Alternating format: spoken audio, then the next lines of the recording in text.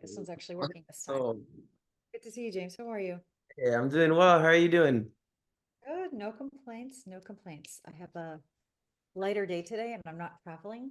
Hello? Um, and you won't believe this, but that morning that you caught me, like, I don't even know how early it was. I was in the airport for 14 hours. The Oh flight my. kept getting delayed and then it got canceled.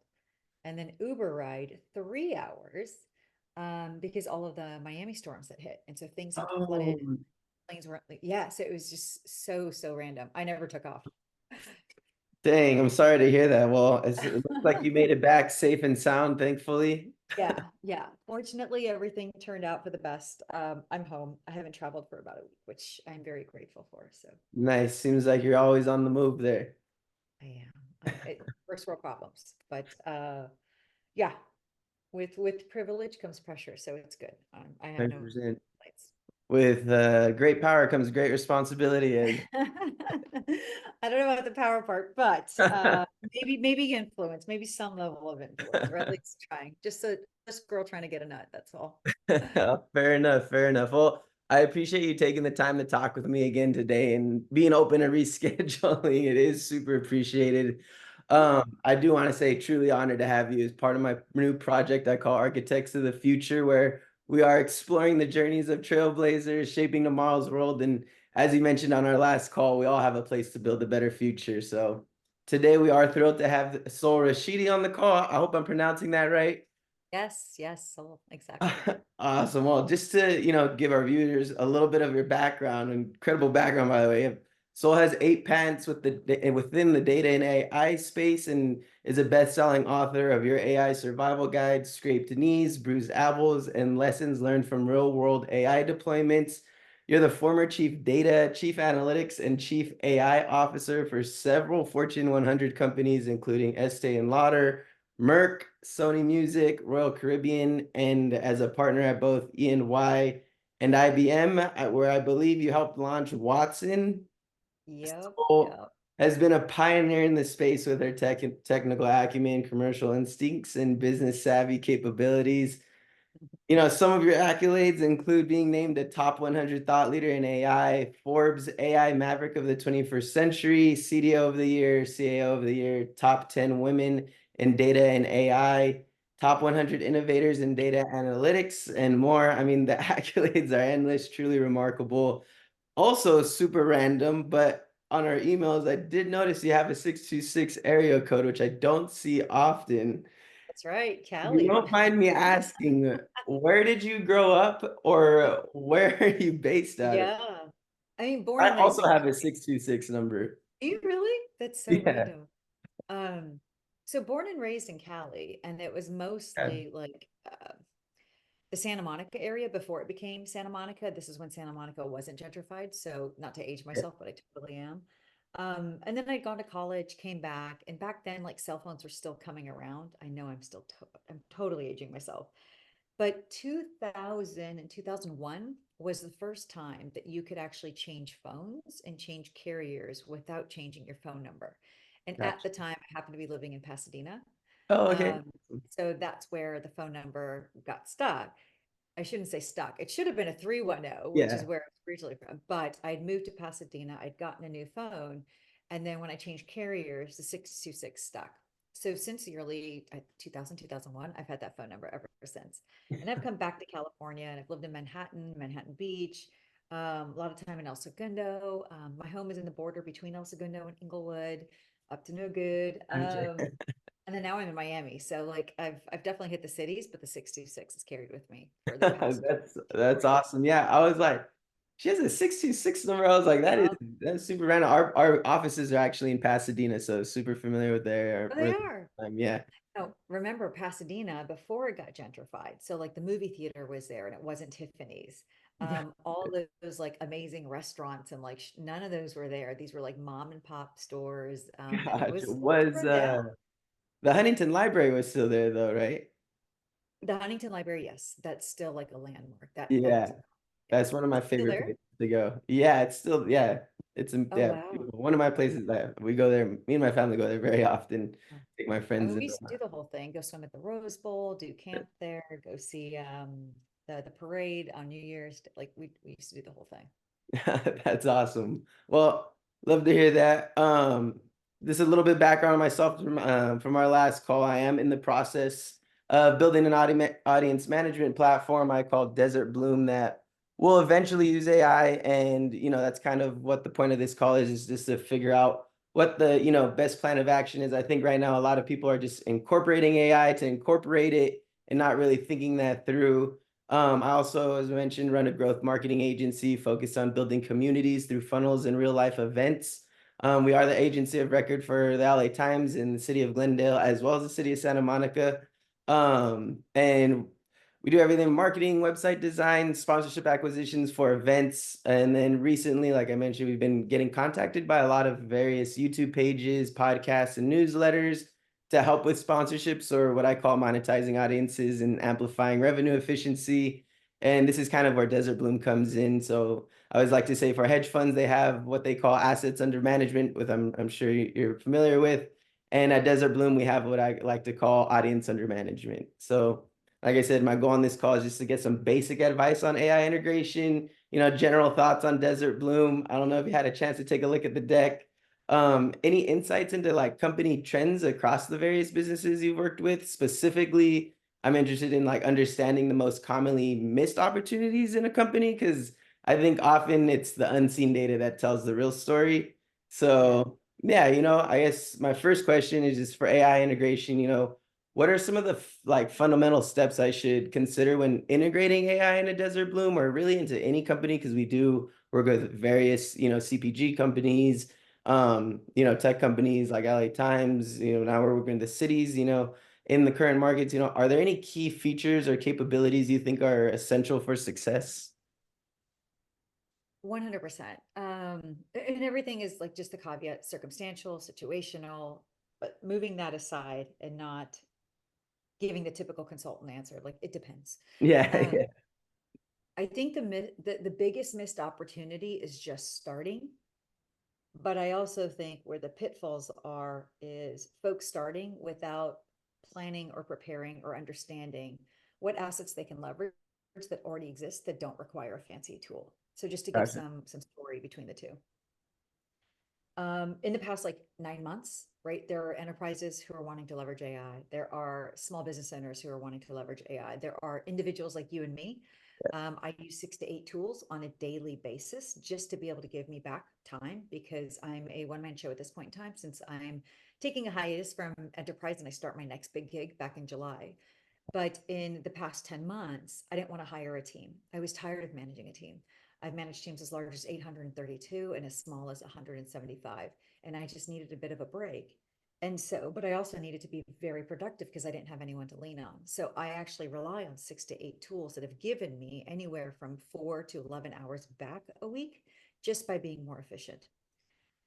So I'm advising and helping startups on how to leverage artificial intelligence and how to leverage their own internal data. So I've got the full spectrum from enterprise to midsize, to startups and scale ups, and then individuals and one-on-ones, and how to be more efficient.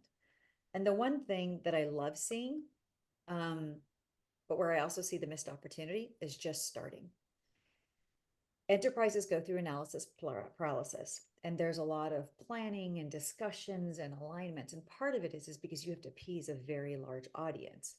But what ends up happening is 6 to 7 months go by and they're still talking about doing something and they're not doing something. And I think that is very much a missed opportunity. I always say think big, start small, then decide if you want to scale quickly. And so the analysis paralysis and where should we go? And oftentimes they land on a use case that's not going to really move the needle. It may provide some value, it's not going to move the needle. And so I think the missed opportunity is thinking about it, talking about it, but not doing something about it. And there are more tools on the market that anyone can count. Do a 7-day free trial, play with some of the stuff. Don't put in your own data, don't put in company data, put in dummy data. Just start working with it and see if there's any value. Does it give you back time? Is it making you more efficient? You may have to invest an hour to figure out some of the glitches and niches and nuances, but it will give you back. So just start and play around with the capabilities that are out there on the market that anyone can tap into. And that's the big difference between today versus Watson. Watson was enterprise grade, large scale grade, B2B based AI applications, and only large enterprises that could spend millions were able to leverage the AI capabilities that were developed back in 2011 that were meant there to drive efficiency and productivity. But now in 2023, 2024, and moving forward, it's direct to consumer. So we now have things available to us. Now, granted, in the marketplace, there's a lot of snake oil. Everyone's calling everything AI. Not everything is AI. Just be aware. So be careful that you're not paying a premium for something that isn't. But there's some really, really cool things out there. Yeah. So I would say that's the missed opportunity. Just start. However, the other missed opportunity, whether you're a business of 3, 5, 20, or even at the enterprise level, is so much information is being generated from events, consumers, discussions, dialogue, notes, your CRM, your CDP, your ERP, your MD, whatever acronym you want out there, any digital campaign you're running on Braze or some tool. So much data is being generated internally. And this is why my career started in data. But very few individuals, teams, and companies are actually leveraging the knowledge that they have internally to create insights to better understand how to position a campaign, how to approach a customer, what's going to be the potential close rate, how to play with content so that you can get greater impressions, how to understand how your supply chain is working within a certain distribution line. And there's this crazy stat that of all the data that's being generated within companies, under 20% is actually being used for purpose and for good. Wow. So I think those are the two missed opportunities. Analysis paralysis, and not just starting and experimenting with AI based on any number of these 7 to 14-day free trials, because a lot of AI capabilities are direct to consumer, and not leveraging something that you already own internally. And that's looking at the information and the data and running analytics off of it. And I'm not talking about Excel spreadsheets. Yeah, 100%. Well, given that, I did hear you say you have 6 tools that you use on a daily use. What are those 6 tools, if you don't mind me asking? Sure. Now, I don't get paid. I don't believe in getting paid. I Yeah. am not Yeah. biasing anyone towards anything. But I think it's important, just to folks to know. Now, I've had the opportunity to play around with quite a bit of things. And so far, these things work for me. But I do have a tendency of changing every 3 to 6 months because I want part of my Friday afternoons, I block 2 hours just to be able to play with a lot of different things and see what works. So just some things. I have a lot of meetings with clients. And part of that is I'm taking notes. I'm trying to understand who's responsible for what, action items, summaries, follow-ups, etc. The process of listening and writing at the same time is very distracting. You can't be fully engaged and present. There's that issue. But then the process of actually summarizing your notes and following up with action items via an email also can take 15 to 20 minutes. Now, we have 40 hours in a week. Some of us work 60, 70, 80, but at least 70% of my week is dedicated to meetings. And if I have someone to delegate to, great. But in this case, I don't. I have to do the work. I'm the CEO, I'm the production assistant, I'm the janitor, I'm everything. So it's a lot of time to actually curate those emails, make sure there's no spelling or grammatical errors, and send them out. So there are tools like Supernormal, Otter.ai. Yeah, I use Otter. Live-ish, right? That essentially, just like Zoom or Teams or whatever you use records your meeting, they do as well. But at the very end of the meeting, they give you both in an attachment and a portal that you can log into that gives you a summary of the meeting, the key action items, the key decisions, and who's responsible for what, and then very clear cut next steps that you've identified in the meeting. All you have to do is review it and then click send, and it'll actually automatically email it to everyone that was on the call. So my job now is an editor, not an author. And so something that could take me 15 to 20 minutes now takes me 2 minutes. Big time saver. The second is, I know everyone uses ChatGPT, and that's fine. ChatGPT is actually not one of my favorites, oddly enough. I use it for general search. I use it for brainstorming. But what I'm a really big fan of is when it comes to content creation, my 2 favorite, actually I have 3, is text cortex. So what you do is you essentially, you've written a piece of content and you know it can be improved. Or you're writing a summary about something, but you need to expand on certain concepts. Or you need a viral hook and you just don't know what are some other options. You could actually put it in there and give the instruction of you want it expanded, what kind of tone you want, if it's warm, if it's direct, if it's professional, if it's humorous. And what it'll do is rewrite something that you've already written without having to do prompt engineering and then give you a version of that. So there's no prompt engineering involved, which is great. So you copy and paste what you've written, and then you select from the drop downs what you want, and then it gives you what, an alternative version. Another one that I also really love is called writer.me, rytr.me. And this one's really cool because even if you don't have concrete ideas of what it is you want to do, you're still brainstorming. It gives you the optionality. You also don't need to do prompt engineering of, and we'll go through it. What is it that you're actually wanting to do? Create a blog, create a business presentation, create a strategy, create an article, product description for a marketing campaign. So it gives you a drop down of what it is you're exactly doing.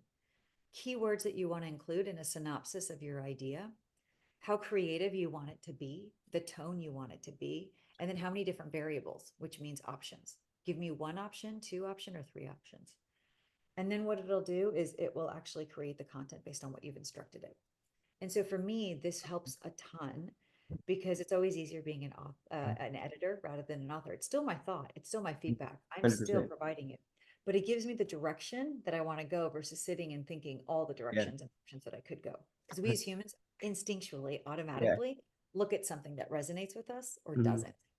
And so I like the ability to react to something and then make it my own versus having to spend 20 to 30 minutes of just sort of Yeah.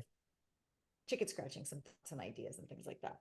Like without going through all six or eight, those are just Yeah. some mentions of how I give time back to my day to day. 100%. Those are all great tools, and I use them very similarly. Like most of the time, I'm using like ChatGPT, or I have noticed that even even Google's version of ChatGPT is a little more creative than ChatGPT Yeah. itself. Yeah. So like, everyone has like a different, I guess, theme around it or thing that they're focused on. But I do want to respect your time because I know we only set up for 15 No, minutes. it's okay. But you didn't Um, mention Gemini, by the way. Gemini is powerful. If anyone who uses the G Suite or yeah. Gmail, Gdocs, whatever it may be, Gemini is powerful because it Mhm. has the ability, instead of you figuring out file folder systems and where you saved it and what umbrella, it is like a search engine on steroids for everything G Suite. So you Gotcha. get the capabilities of ChatGPT and just like, hey, write this email for me. Hmm. But it has the ability of seeing previous emails, so it can create a craft and tone associated with the new email as a reply. Gotcha. But it also has the ability of tapping into docs and presentations and making changes.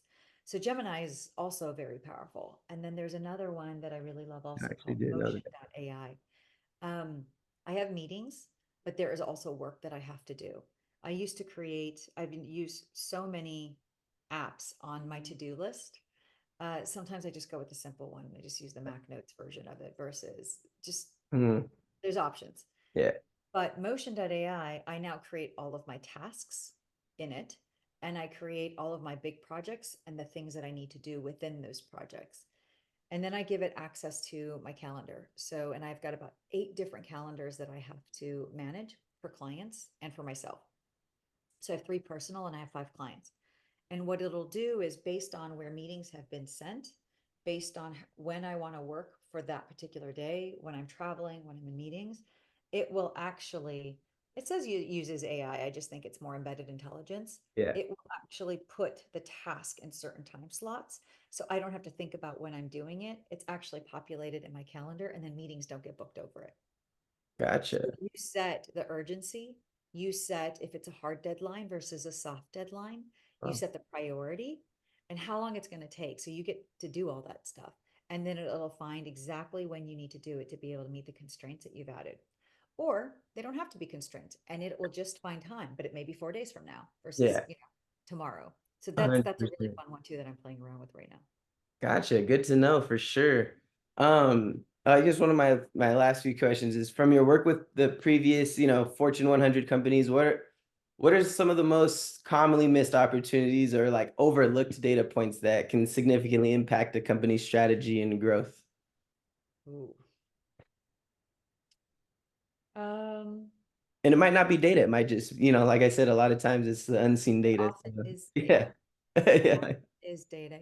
There are things around data governance, data quality, data integration that just are overlooked. They're not sexy topics. Um, Executives are impatient. The business teams are impatient. And so part of my job has always historically been as a chief data officer, chief analyst, like making sure that the right people have the right information at the right time. It sounds simple in nature, but when you take an organization that's been around for 80 to 90 to 100 years sometimes, and they haven't invested in the fundamentals, what's happened is they've built a factory on top of a deck of cards, which now means that as a change agent or a transformational leader or being hired as the CDO, you now have to, in order to give them the right information at the right time to the right people, you have to go through this entire factory that's been built on a foundation that's a house of cards. And so I need to fix these things without ruining everything that's sitting on top of it. Yeah. But how do you fix these things? Because they haven't made the investments in the past 5, 10, 20 years. So they're so far behind, not just on technology, but just business processes alone that are creating this house of cards. And so oftentimes what ends up happening is because they haven't made the right investments, there's a game of catch up. And because what generates bad data, which leads to distrust, is business processes. And most of my fixes are actually on the business's end who generates information, not on the infrastructure necessarily. I can fix the tools, Yeah. I can fix the infrastructure. But getting people to adapt and change their ways of which they're generating data that's actually polluting the information, that's creating the distrust, that's probably the hardest uphill battle. And then there's the shiny toy syndrome. So the third leg in the stool, you've got your infrastructure that just needs to catch up. You've got your business processes that need to be re-engineered. And then you've got the shiny toys like syndrome that everyone wants to play with the new things. But these new things require powerful systems, require data and information. And if you have not invested in data and information, it's junk in and as reliable as the data that's going in, the input. Well, how do I build the plane while I'm flying it at the same Yeah. time? And so that's the hardest part of these roles in leading the strategies of the organizations, because you've got to build the fundamentals, which are not sexy and take a long time and people get impatient, while you're meeting the needs of the new, fun, glamorous, shiny toy stuff. But they're sitting on top of a house of cards that you're still trying to fix. And that's why these roles are difficult in nature. Gotcha. Amazing. Well, that being said, it sounds like obviously you've had a breadth of experience with various companies. I do have this concept I call level 12, and it's kind of, the point of that's, beyond imagination, beyond expectation, and beyond explanation. And it's a point in our lives that, we didn't really expect to happen, but it changed kind of the course of, our our lives and journey. Was there any moment where you were just like, wow, like that moment right there changed everything that I was doing? Did you always kind of plan on doing what I know a little bit of the background, but Yeah. love to Um, hear, if there was a singular moment, or if, just kind of going from one thing to the next, if there was anything like that that might pop into your head. there's a few. And it's funny, I think in the second chapter of the book, just to give context and credibility as to how I even led this career, I talk about all the failures and the moments of rejection that kind of got me to this point. But you never know until retrospect, right? But when you're going through it, it's just so difficult. Um, Growing up as a child to immigrant parents with a very awkward name that in a very white city. I was born in 1978 for crying out loud. Like we moved to Orange County, California. Um, I was considered the brown girl, even though like by current standards, people are like, what? Um, that in and of itself of just being called hey you or hey fat girl because they couldn't say my name, that built some resilience. Then I would say my mother said go join sports because you're getting too chubby. And I was like, okay, but I don't know how to do sports. She's like, join the swimming team. I tried out, and the coach was like, well, you don't know how to swim, but you sure as heck don't know how to drown. Why are you here? You can't swim. And I was like, I know, but she spent time with me. And I went from not knowing how to even swim 5 yards to being a butterfly, going to state for butterfly, playing on the men's water polo team. Title IX had not passed when I was playing water polo. And my coach hated me, and he did everything possible to make me quit. And for some reason, I just didn't. So that taught me grit. Um, I was not a great athlete at the collegiate level. I ended up switching sports, oddly enough. And I went from being a really crappy athlete in water polo to team captain in 3 months and playing rugby on the women's national team. And that's what taught me that your environment is what will help you thrive and strive even through the hardships.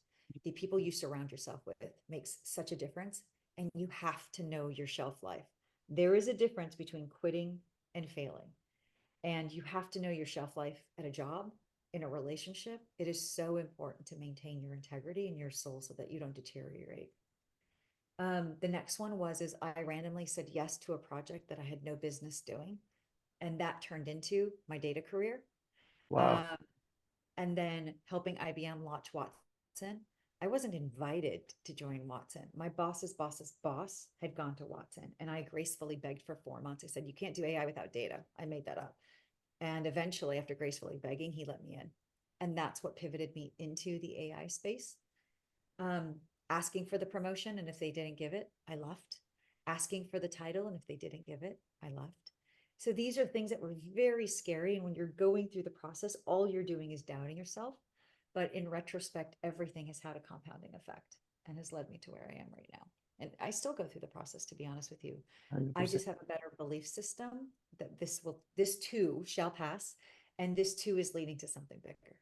100%. I love that. This too shall pass is something I actually have written on my wall because, whether it's good, it's always gonna pass. Bad, this too shall pass. So That's I right. love that quote. And it's funny you mentioned that because I always ask everybody that I interview, if you guys had a quote that you live by or something that you want, young entrepreneurs and aspiring visionaries to take away. What is it? Yeah. What is your one quote that, or Yeah. something, whether principles or strategies, you find most valuable? This is something I teach in my course when I'm helping folks to transition into being an executive. And this is something that I ask my teams. I'm not going to ask everyone to be a leader, but what I ask them is, are you a thermometer or are you a thermostat? Are you one to read the temperature in the room or change the temperature in the room? And you have to be honest with yourself. And depending on the answer, that's how you lead your life. Because you have to know what you're willing to do to change the temperature in the room. And if you're not willing to do that, then that's okay. But be content with Mhm. reading the temperature in the room and doing the most you can within that space. That's amazing. I love that actually. I might have to use that one.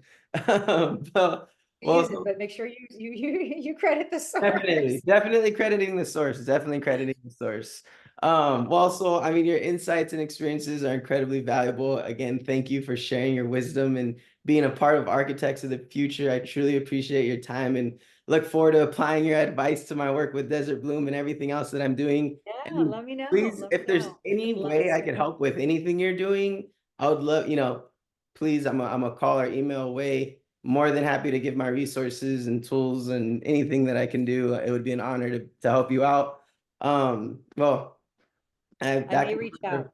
yeah, An idea has percolated. It's been about 4 years in the making, and I think I finally found the right partner to do with it. So I may reach out to you. So stay tuned.